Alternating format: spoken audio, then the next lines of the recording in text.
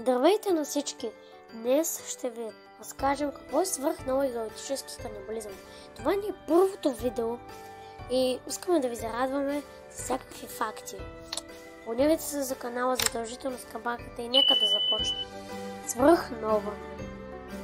Както вече знаем, всяка една звезда си има свой собствен цикъл на живот.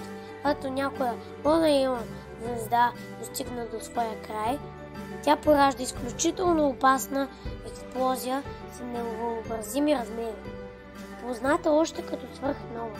Това явление се случва веднъж или два пъти на 100 години в нашата галактика, като за него е характерно образуването на така наречената зона на смъртта. В зависимост от масата на избухващата звезда, всичко в радиус на 50 светлинни години от точката на избухване бива заличено. Слава Богу, че Земята е на сравнително безопасно разстояние. Поне за сега.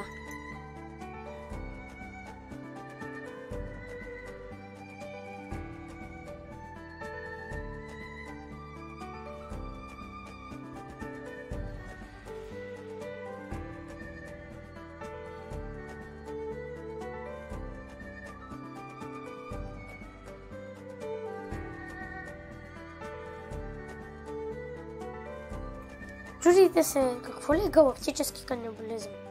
Ами сега ще ви разкажа. Галактически канибализъм. Едно нещо е 100% сигурно. И това е, че нашата галактика е на път да се сблъска с друга галактика, наречена Андромеда. Това събитие е 100% сигурно, че ще се случи, се нарича галактически канибализъм. Едва ли има небесно тяло, което би оцеляло след такъв титаничен сблъсък. Андромеда се е насочила към нас със скорост от 400 000 км в час. И след около 4 години приключваме. Спокойно. Шегувам се. Това ще стане след около 4 милиарда години. Ако до тогава Слънцето не ни е избухнало, живот и здраве ще станем свидетели на един истински галактически сблъсък.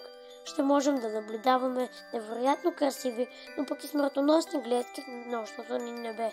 Самият сблъсък ще трае около 1 милиард години. Преди нещата да се успокоят, Андромеда е значително по-голяма галактика и ще погълне нашия Млечен път. Новата галактика ще се нарича Милкомеда.